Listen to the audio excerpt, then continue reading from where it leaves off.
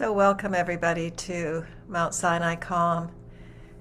And this morning, my message was how our attention has been hijacked, and our ability to cope, to focus, is diminished.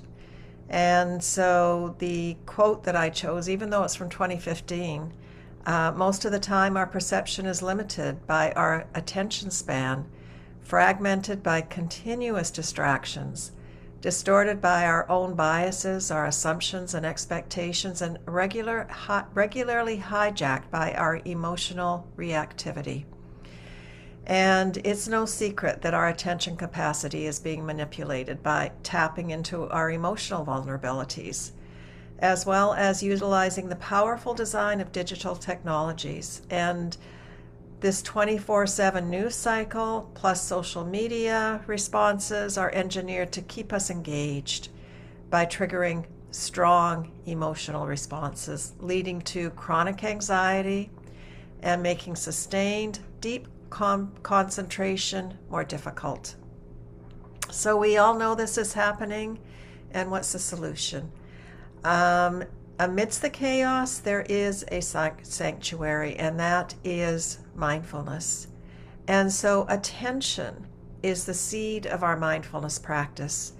And so over the coming weeks, we're going to return to the basics as we create this really strong and impenetrable container within which to be in our world with greater peace and calm.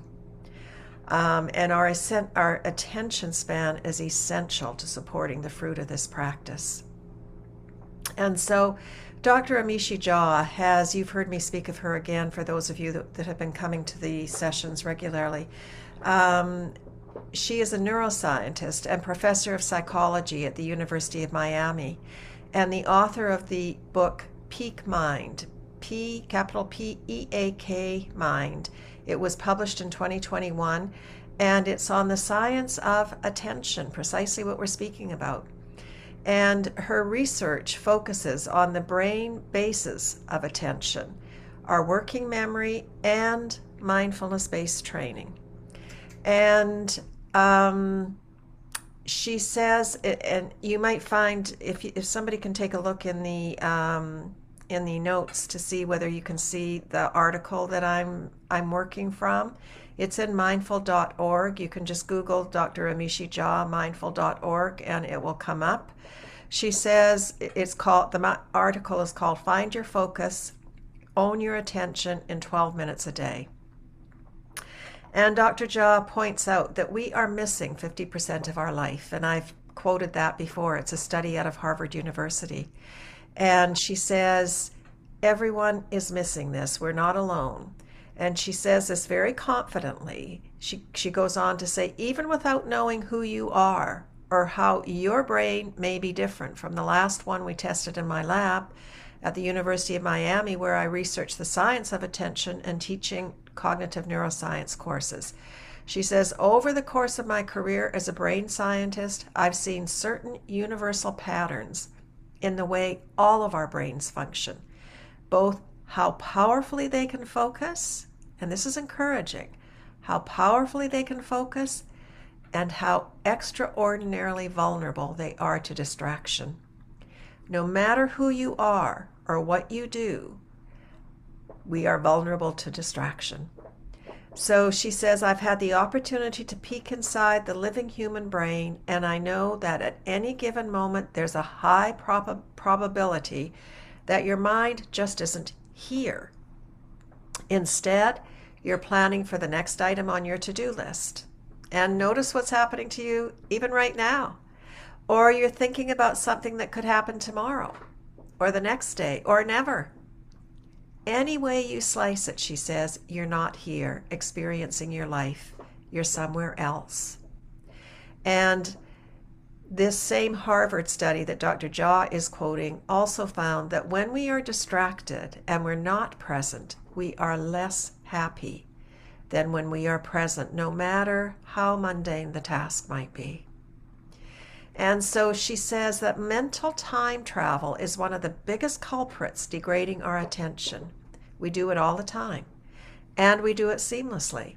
And we do it even more under stress. And I will highlight that. We do it even more under stress. Under stress, our attention gets yanked into the past by a memory, where we might get stuck in a ruminative loop. We've all been there. Or we may get launched into the future by a worry, leading us to catastrophize on an endless number of doomsday scenarios. The common denominator, she says, is that stressful intervals hijack attention away from the present moment. And this information is how mindfulness first entered her lab as a possible brain training tool. And I wanted to know whether training people in mindfulness exercises could help them be more effective in high-pressure situations.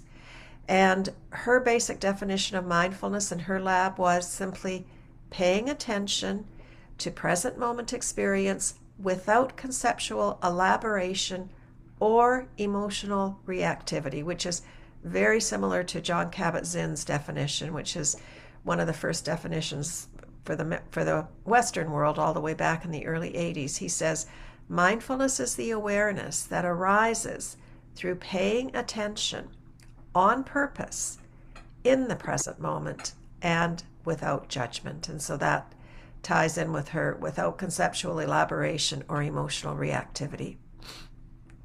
And Dr. Jha wondered if training people to keep attention in the here and now without editorializing or reacting could serve as a kind of mental armor. Could mindfulness training protect and strengthen attention? And so they set their sights on one of the most high-stress, high-demand populations, the military.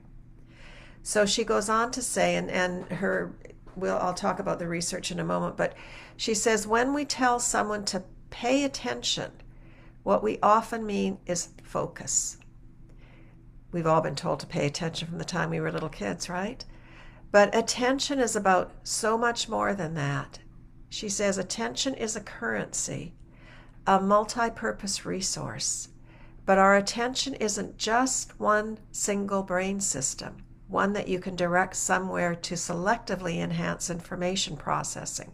She says there are actually 3 subsystems that work together to allow us to fluidly and successfully function in our complex world. And the first system she calls the flashlight. And that the flashlight equals focus. So where you point your flashlight becomes brighter. It's highlighted. It's more salient. Whatever's not in the flashlight's beam, that information remains suppressed. It's in the background. It stays dampened, dimmed, and blocked out. So attention researchers call this our orienting system. And it's what we do to select information. And then the next system is the floodlight, which is much broader, just like a floodlight. Where the flashlight is narrow and focused, the floodlight, which is also called the alerting system, is broad and open. It's diffuse and ready. It has a broad, receptive stance. You're not sure what you're looking for, but you know you're looking for something, and you're ready to rapidly deploy your attention in any direction as you respond. And then there's the juggler, which plans, which directs, oversees, and manages what we're doing, moment to moment, as well as ensures that our actions are aligned with what we're aiming to do. And the juggler is the overseer that makes sure that you stay on track. I like the juggler. And that your actions align with your goals. And this is also referred to as our executive function. And so you've got the flashlight, the floodlight, much broader, and then the juggler, which is our executive function, that is that voice in our head that is saying, get back on track. You need to get this done. It's aligned with our goals. So she asked the question, what does this all mean for you? She found that mindfulness training does indeed have a dose-response effect, which means that the more you practice, the more you benefit. And based on her many studies, what they've come to understand is that asking people to do too much especially those with a lot of demands, which I would say probably everybody in the space today, demotivates them. The key is having a goal that is not just inspiring, but possible. And what they found was that 12 minutes worked better than 30, and 5 days worked better than every single day. And so this is what she encourages us to do: practice 12 minutes a day, 5 days a week. And of course, Wow. remembering that there is a dose response effect. The more we do, the greater the response. Wow. So she talks about a cognitive training push up, how we focus and notice. And so we're going to do that in our practice today. It's like a push up for the mind. And the basics are the warm up, just like when you do push ups, you don't jump right into the push up. You settle in, take a posture that's alert, steady, and easeful, and upright, alert. Feel free to lower or close your eyes. And then the practice is just to focus. And we're going to focus on the sensations of breathing that are most prominent for you. You can think of the breath as the target for your attention for this practice period. The sensations could be the coolness of the air as it moves in and out of your nostrils. Or you may feel your abdomen. You can place your hands on your abdomen. You may feel it moving up and down with the breath. Or it may be the chest. But I encourage you to kind of drop your breathing lower and deeper in your body, if that's at all possible for you, so that you can feel your belly really moving back and forth. And can everybody mute themselves? I'm hearing something in the background. And then for the period of practice, you focus your attention on these breath-related sensations, but I'll guide you through it. And then notice, because guess what? Your mind will wander. It always does, I can guarantee you. But that moment when you notice is your moment of success. We often think that that's our moment of failure, but redefine it as your success because you actually noticed that your mind is off into a tangent. And so if you notice 20 times in a 12-minute period, good for you. You notice your mind is focused on thoughts or sensations or memories, and it's come off the breath completely. Bring it back very kindly and gently. Return to the sensations of breathing. Simply redirect your attention back to the breath. And we just keep on repeating this, folks. And this is how we build our capacity to focus. And when I say sensation, I want you to all think about pinching the skin on your upper hand. Think about it. And now take your hand and actually pinch the skin. And you see the difference. I can actually feel You it. muted me. You froze, Mickey. Sorry. Ooh, hang on here. Thank you. Am I frozen now? No, we can hear you. No, Okay. we're good. Okay, good. Okay. Thank you for letting me know. Although there's not much I can do about it if I do freeze. So let's do a meditation together. So coming into an upright posture that's alert, but something that you can relax into. Or if you have the opportunity to lie down, lying down is absolutely acceptable, or even standing. Even walking is acceptable. We just want a posture that's going to support our attention, not a posture that's going to foster sleepiness. And so as we take our posture, we begin to notice our body just sitting. And we're going to create some anchors for our mind, so that as we're paying attention to our breath, if our mind should wander ceaselessly and we feel like we really need to do something to get it back, we can simply come to one of our anchors. And so typically we use breath as the anchor, but we can also use the touch points of our body, the points at which our body touches another surface, or we can use sound, or we can simply open our eyes, take a look around the space that we're in, to just kind of bring us back into present moment awareness when the mind is really kind of overwhelmed. So, again, coming into the upright posture, and initially just hearing the sounds in your environment. Notice the rhythm. Notice the pitch of the sound. Notice how they all blend together. And now I'll layer the sound in your environment with the addition of the bell, and just follow the vibrations of the bell until they disappear.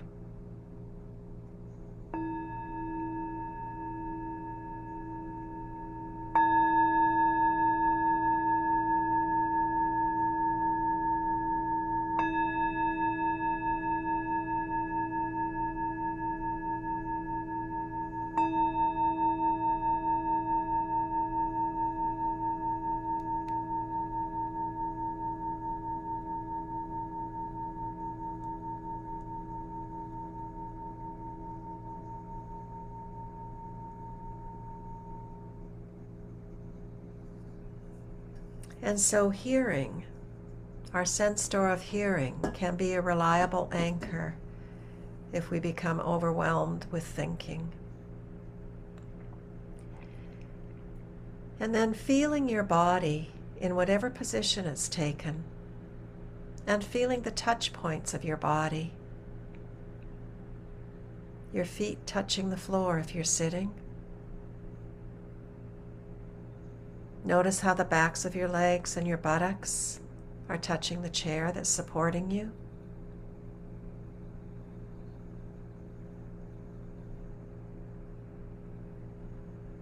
And notice where your arms are resting, how they're so ever so lightly touching your body as they rest against your body.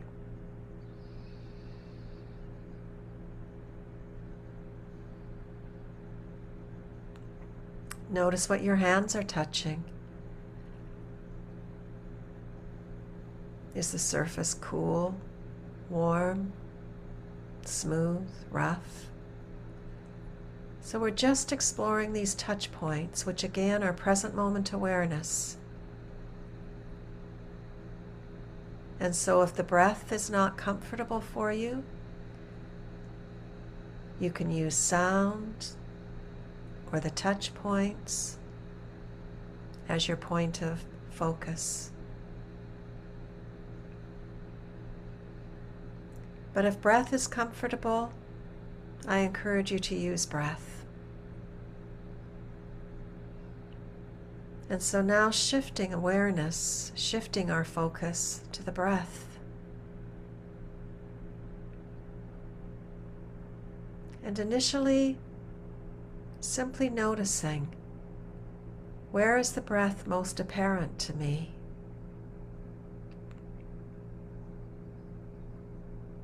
It could be at the nostrils, as it enters the body.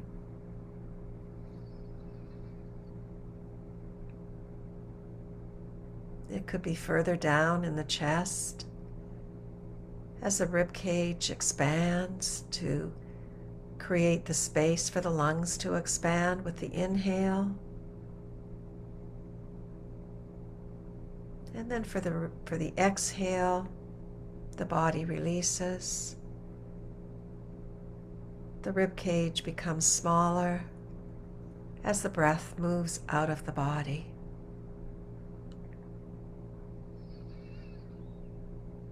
And I encourage you to keep your belly soft and relaxed. And in this way, the diaphragm can move further down into the abdominal cavity. And that way there's more space for the lungs to expand. And we're activating the diaphragm. And as we do this, we're also activating a nerve called the vagus nerve that runs through the diaphragm. And this nerve helps us to feel better, calmer, more relaxed. And so you might place your hands on your belly, and on the inhale, allowing the belly to swell a little. On the exhale, bringing the belly back towards the spine as the diaphragm rises and pushes the air out of the lungs. And you can do this if it's comfortable for you, or you can just simply follow your breath, whichever resonates with you. Just breathing, feeling the breath in the body.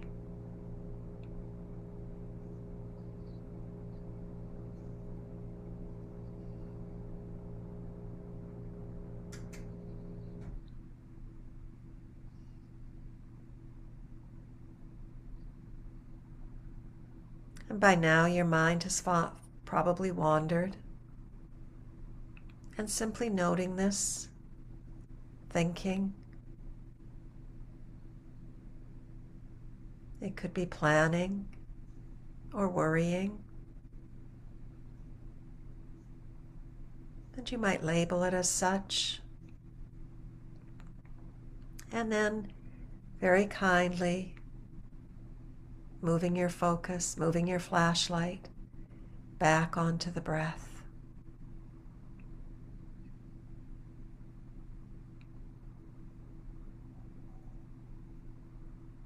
Doing this push-up for our mind, returning to the breath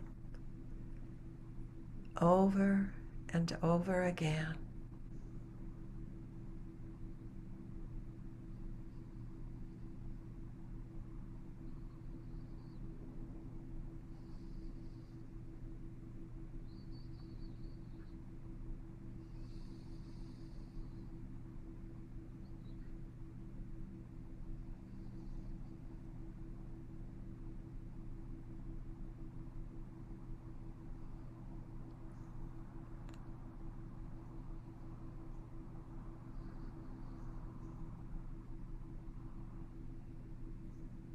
It might be helpful to think of your breath as coming in waves of breath,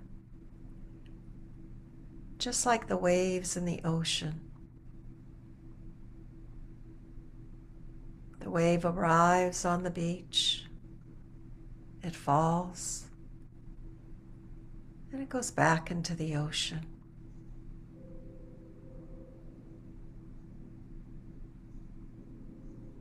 Our breath arrives in our body.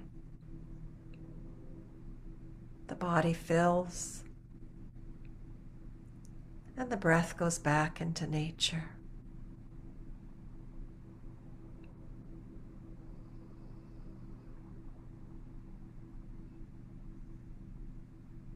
Natural and flowing.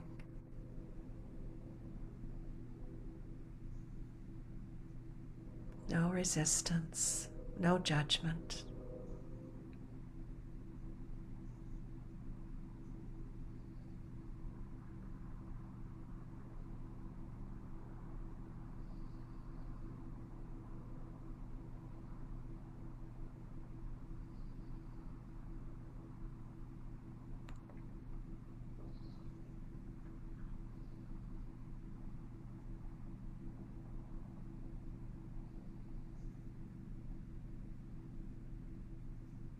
Noticing when our focus gets hijacked by a memory, whatever, labeling it, and returning to the breath.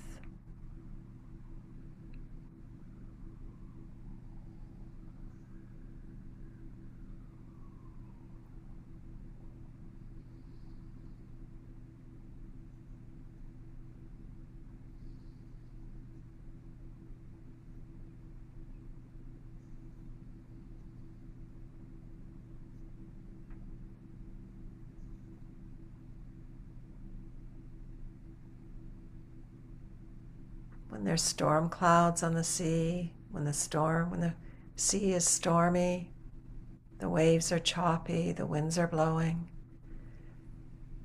Deeper down, 10 to 15 feet, maybe 20, there's calm, there's stillness.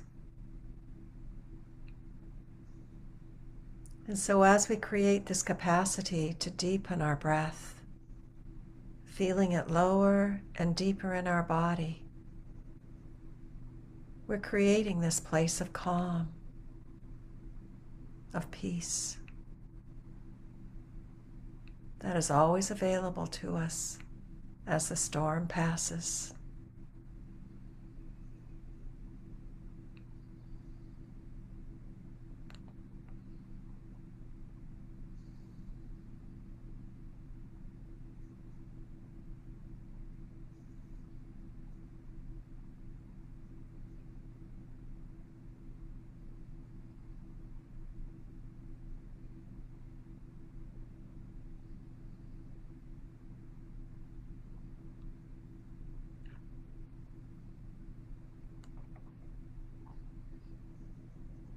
Following the breath,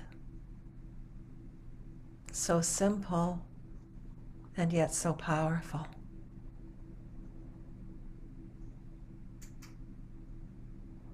Creating our own capacity for focus,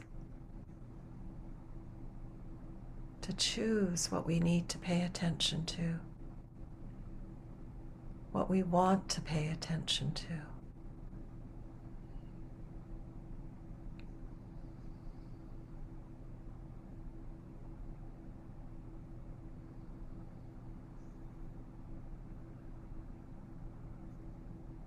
What am I paying attention to right now?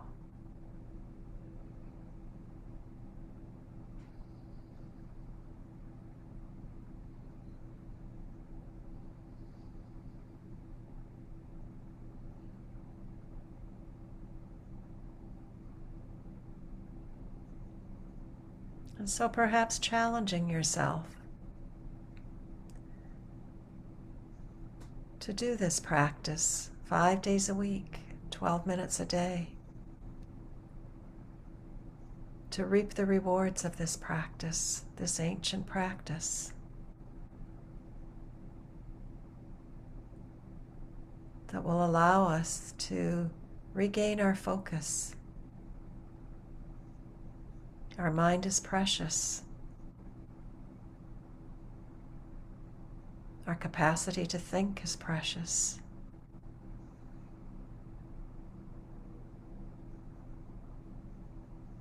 And so this is an opportunity to reclaim that,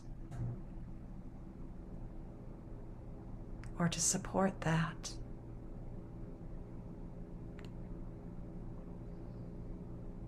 So simple and yet so powerful.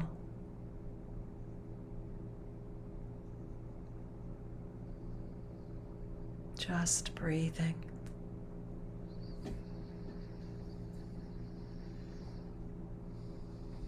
And so as we bring the meditation to a close, I encourage you to thank yourself for taking the time to be here today, taking the time out of your busy day for self-care, which is so critical and important today and every day. And so I'll ring the bell 3 times and just allow the vibrations to come to you and follow them until they dissolve and disappear.